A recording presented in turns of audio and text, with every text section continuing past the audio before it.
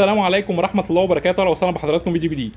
فيديو النهارده ان شاء الله على لوحات التحكم. معانا حضراتكم لوحتين تحكم خارجين شحن ان شاء الله. اللوحتين حضراتكم 3 مرحلة. راكب على اللوحة الأولى ترموستات فوكس كوري 2001 دي لتشغيل دفاية وشفاط وخلايا تبريد وتايمر. حضراتكم شغال على الشفاط للتهوية وسحب الأمونيا من مكان التربية. الشفاط حضراتكم بياخد أمرين، أمر من الترموستات في حالة ارتفاع درجات الحرارة، والأمر الثاني من التايمر للتهوية وسحب الأمونيا من داخل مكان التربية. وتايمر تاني حضراتكم شغال ليه خلايا التبريد. وضحنا في فيديوهات كتير ان لازما نركب تايمر لخلايا التبريد عشان خلايا التبريد ما تفضلش شغاله معانا باستمرار وترفع معانا الرطوبه في المكان. ولمبه لقياس الفولت ومفتاح الطوارئ بنضغط عليه لا قدر الله في حاله اي مشكله. بنشوف حضراتكم التقفيل من الداخل. وضحنا طبعا لحضراتكم فيديوهات كتير ان التقفيل بيكون على اعلى مستوى، يعني بيكون محسوب عدد الامبير عدد الواط عشان نركب الكوندكتور يستحمل معانا الحمل. هنا طبعا زي ما واضح امام حضراتكم بالنسبه للتقفيل، ده التقفيل حضراتكم المظبوط، ان كل كوندكتور ياخد الكهرباء والارضي من العمومي المباشر، ما يفضلش ان يكون في كباري ما بين الكوندكتورات. معانا هنا حضراتكم الريلي راكب فاصل مرحله التبريد ما بين الشفاط وخلايا التبريد، ومعانا كوندكتور الدفايه كوندكتور كوري داكو اصلي 22 امبير متوصل بسلك 4 مللي سويدي اصلي.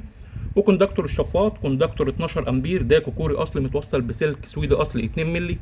واخر حاجه معانا كوندكتور خلايا التبريد كوندكتور داكو كوري اصلي 12 امبير متوصل بسلك 2 مللي.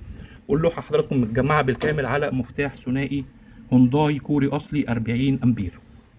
بنشوف حضراتكم طريقه التوصيل. اول حاجه من على اليمين توصيل الدفايه، توصيل الشفاط، توصيل خلايا التبريد، ومدخل الكهرباء العمومي.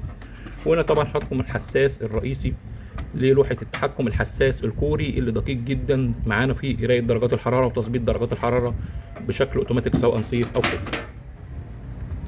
دي حضراتكم لوحه تحكم 3 مرحلات. شغل معانا دفايه شفاط خلايا تبريد، تايمر على الشفاط وتايمر خلايا التبريد.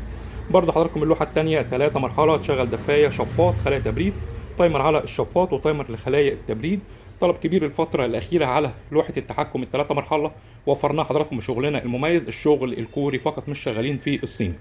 جميع حضراتكم لوحات التحكم زي ما وضحنا فيديوهات كتير عليها ضمان مدى الحياه، ويوجد متابعه والصيانه ما بعد البيع بتكون مجانا. يوجد بفضل الله تصنيع جميع لوحات التحكم لعنابر الدواجن كهرباء 220 وكهرباء 3 فاز والغرف المنزليه. عنوان المؤسسه حضراتكم في عزبه العجانه مدينه نصر القاهره، ويوجد شحن لجميع المحافظات. شكرا والسلام عليكم ورحمه الله وبركاته.